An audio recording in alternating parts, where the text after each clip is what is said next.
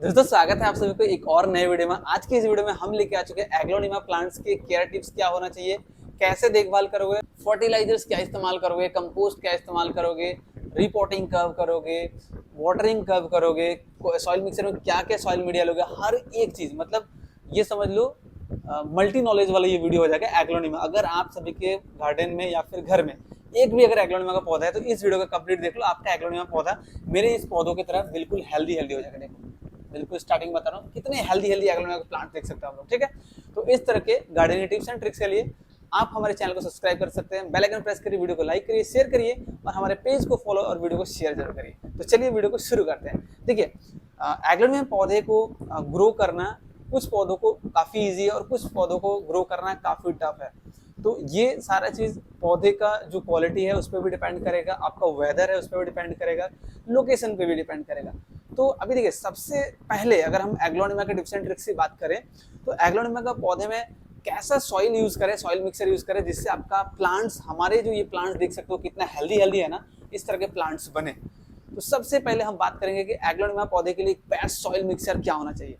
Best soil mixer for aglaonema. देखिए aglaonema soil mixer best की अगर बात करें हम, सबसे पहले आपको गार्डन सॉइल लेना है 10%, कोकोपीट इस्तेमाल करना है 30% और वर्मी कंपोस्ट इस्तेमाल करना है 20%, रिवर सैंड यानी बालू आपको इस्तेमाल करना है 20%, उसको राइस हस्क यानी चावल के छिलके, जो धान के छिलके वो इस्तेमाल करना आपको 10% और आपको इसमें परलाइट इस्तेमाल करना है 10%। तो ये जो हमने सॉइल मिक्सर्स का रेशियो बताया, इस रेशियो का अगर आप फॉलो करते हो ये एक परफेक्ट सॉइल मीडिया होगा एग्लोनिमा के लिए। अगर इसमें से आपको कोई चीज नहीं है तो उसको आप स्किप भी कर सकते हो, बट बेस्ट जो सॉइल मीडिया होगा वो तो यही है।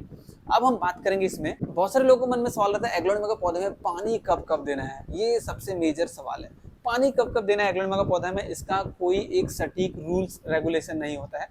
एग्लोनिमा का पौधा में वाटरिंग करने का जो टाइम पीरियड की अगर बात करें तो कोई नहीं बता पाएगा, ये डिपेंड करेगा आपका वेदर के ऊपर, लोकेशन के ऊपर। अब देखिए एग्लोनिमा का पौधे में पानी आपको कब देना है, इसको अगर बेहतर तरीके से जानना है तो आपको सिंपली क्या करना है, मान लीजिए ये मेरा एग्लोनिमा सुमात्रा है।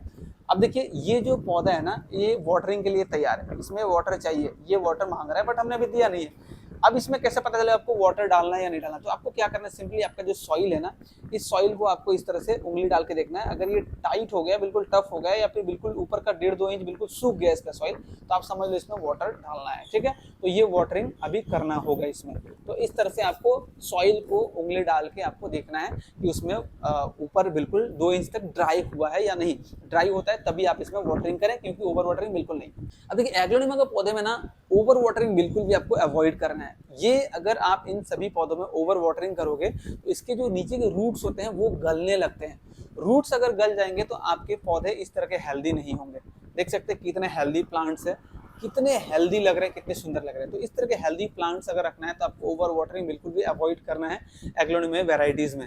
अब सवाल आता है कि एग्लोनिमा के पौधों में हम खाद कब कब इस्तेमाल करें। देखिए सबसे पहला, एग्लोनिमा को जब हम रिपोर्ट करते हैं, किसी पॉट्स में लगाते हैं, तो जब वो सॉइल मीडिया तैयार करते हैं उस टाइम ही हम लोग वर्मी कंपोस्ट या फिर काउडंग कंपोस्ट का इस्तेमाल कर लेते हैं। गोबर हो, सूखी गोबर या फिर वर्मी कंपोस्ट, वो तो इस्तेमाल हम लोग कर ही लेते हैं।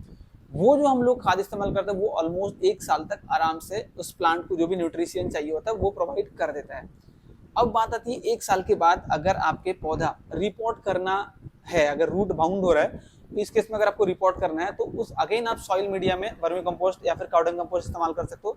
अगर आपको रिपोर्ट नहीं करना है, रूट बाउंड नहीं हुआ है, उस केस में आपको क्या करना है, सिंपली इस तरह से ऊपर से 1.5-2 इंच तक मिट्टी को गुड़ाई कर लेना है।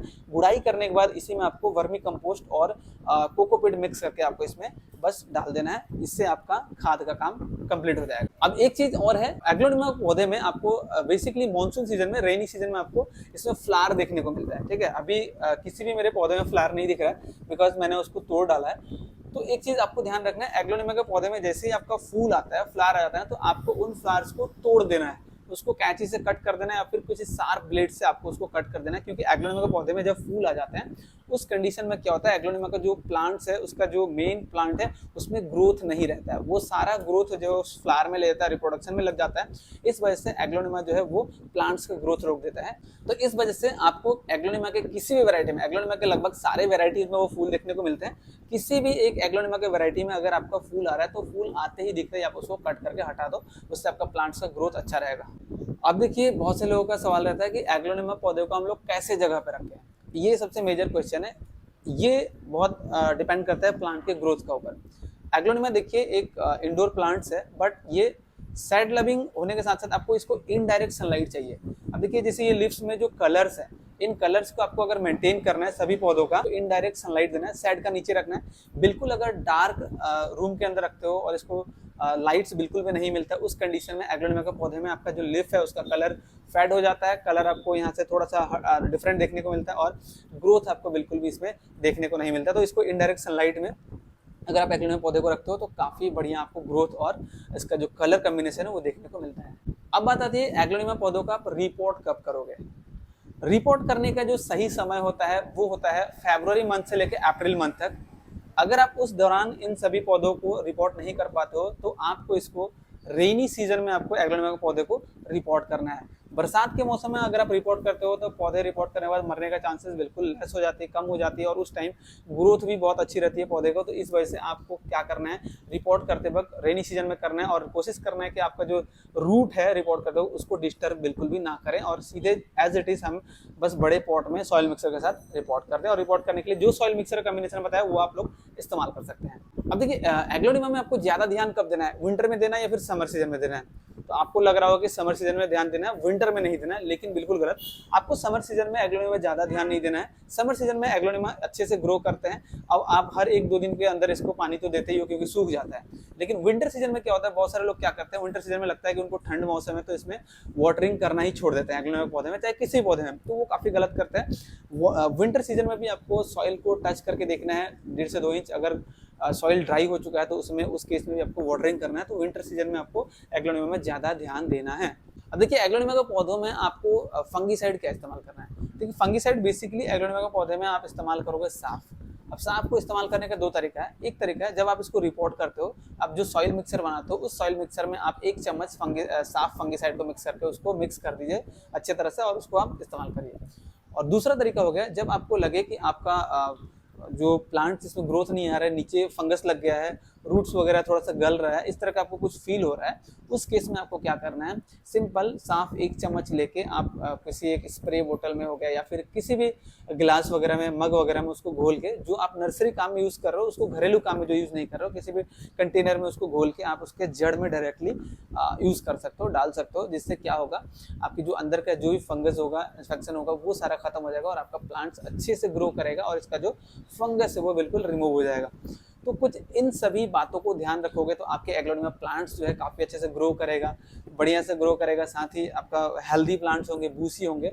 आई होप आप सभी को एग्लोनिमा के आज के जो प्लांट्स के केयर टिप्स हमने दिया वो अच्छा लगा होगा। वीडियो अच्छा लगे लाइक शेयर करना, चैनल को सब्सक्राइब करना, इस तरह के गार्डनिंग अपडेट्स के लिए पेज को जरूर फॉलो करना, वीडियो को लाइक और शेयर करना। Thanks for watching.